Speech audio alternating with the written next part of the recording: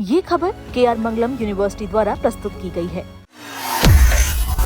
Supreme court के national company law tribunal यानी कि NCLT के एक फैसले पर गंभीर चिंता जताई। ये आर्टिफिशियल इंटेलिजेंस यानी कि AI से तैयार किए गए नकली उदाहरणों और मामलों पर आधारित था। SL इंफ्रास्ट्रक्चर्स के दिवालियापन मामले में NCLT के फैसले को रद्द करते हुए अदालत ने कहा है कि फैसला लेने की प्रक्रिया पर हर चरण में इंसानी नियंत्रण पूरी तरह से बना रहना चाहिए और पेशेवरों के AI पर निर्भर होने के खतरे के प्रति आगाह किया। और कोर्ट ने ये बात तब कही जब उसे पता चला कि NCLT ने ऐसे फैसलों या पुराने उदाहरणों पर भरोसा किया था जो असल में थे ही नहीं, नकली थे या फिर आर्टिफिशियल इंटेलिजेंस टूल से मनगढ़ंत तरीके से बनाए गए थे।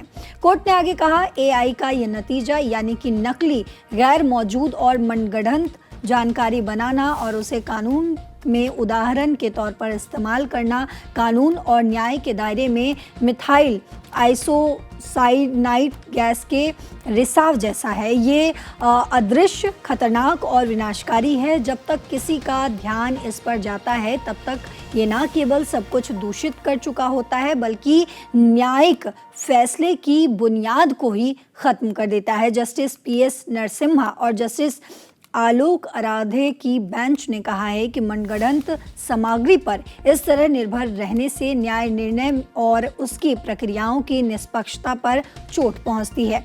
अदालत ने साफ कहा है कि ये एक और ऐसा मामला है जिसमें ट्रिब्यूनल ने आर्टिफिशियल इंटेलिजेंस से तैयार की गई ऐसी सामग्री पर भरोसा किया जो असल में मौजूद ही नहीं था, नकली थी या मनगढ़ंत थी, और ट्रिब्यूनल ने इसे अपने फैसले के समर्थन में एक नजीर यानी कि मिसाल की तरह इस्तेमाल किया है। अदालतों के फैसले सुनाने की प्रक्रिया में AI को अपनाने की ओर बढ़ने के साथ ही कोर्ट ने हर चरण पर इंसानी दखल की ज़रूरत पर जोर दिया है।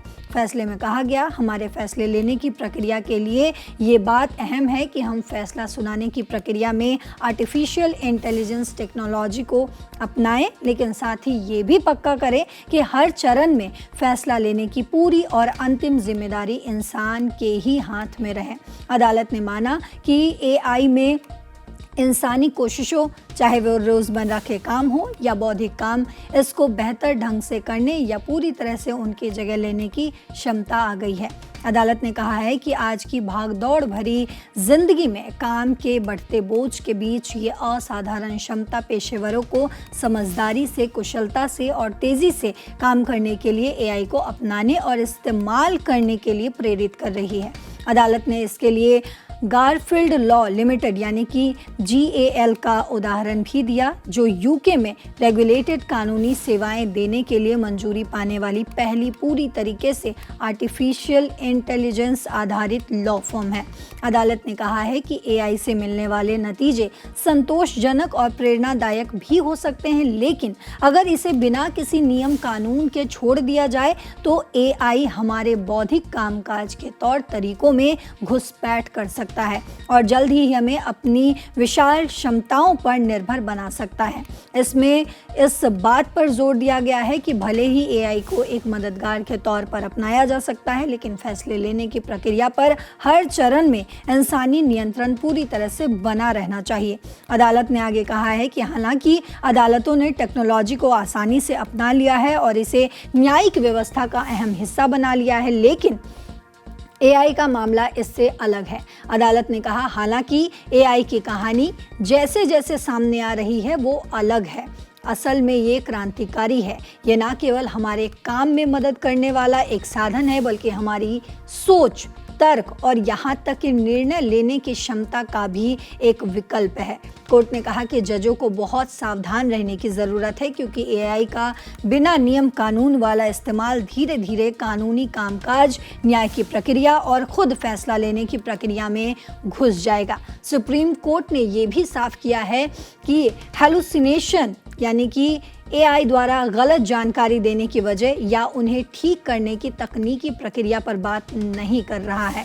कोर्ट ने कहा है कि ये काम इंजीनियरों और वैज्ञानिकों का है। सुप्रीम कोर्ट ने बार काउंसिल ऑफ इंडिया को एक कमेटी बनाने और इस मामले की विस्तार से जांच करने का भी निर्देश दिया। ये मामला सस्पेंड की गई डायरेक्टर पूजा रमेश सिंह की याचिका से जुड़ा है। उन्होंने NCLT के उस आदेश के खिलाफ याचिका दायर की थी जिसमें Jammu and Kashmir bank limited की ओर से सेक्शन 7 के तहत दायर अर्जी पर एसएल इंफ्रा प्रोजेक्ट्स को कॉर्पोरेट इंसॉल्वेंसी रेजोल्यूशन प्रोसेस में शामिल करने की मंजूरी दी गई थी। NCLT की मुंबई बेंच ने 28 अगस्त 2024 को 87.43 करोड़ रुपए के बकाया दावे के लिए इंसॉल्वेंसी याचिका को मंजूरी भी दी थी। NCLAT ने 11 सितंबर 2025 को इस आदेश को बरकरार रखा। ये कर्ज जम्मू कश्मीर द्वारा pan India utilities distribution company limited को दी गई थी। 200 करोड़ रुपए की सुविधा से पैदा हुआ था। इस सुविधा के लिए एसएल इंफ्रा प्रोजेक्ट्स की कॉर्पोरेट गारंटी और मुंबई के बोरीवली इलाके के गोराई में मौजूद जमीन को गिरवी रखने की व्यवस्था की गई थी। वहीं NCLT की बेंच, जिसमें जुडिशियल मेंबर रीटा कोहली और टेक्निकल मेंबर मधु सिन्हा शामिल थी, उन्होंने इस दलील को खारिज कर दिया और कहा कि corporate guarantee SL infra projects पर लागू रहेगी। हालांकि सुप्रीम कोर्ट ने पाया कि ट्रिब्यूनल ने अपने फैसले के समर्थन में ऐसी जानकारी या उदाहरणों का सहारा लिया था जिनका कोई अस्तित्व ही नहीं था और जो केवल कल्पना पर आधारित थे। कोर्ट ने NCLT और NCLAT के फैसले को रद्द कर दिया और ट्रिब्यूनल से कहा कि वे तथ्यों के आधार पर फैसला करें। अब इस फैसले पर आपकी जो भी राय हो कमेंट बॉक्स में ज़रूर लिखते जाइएगा।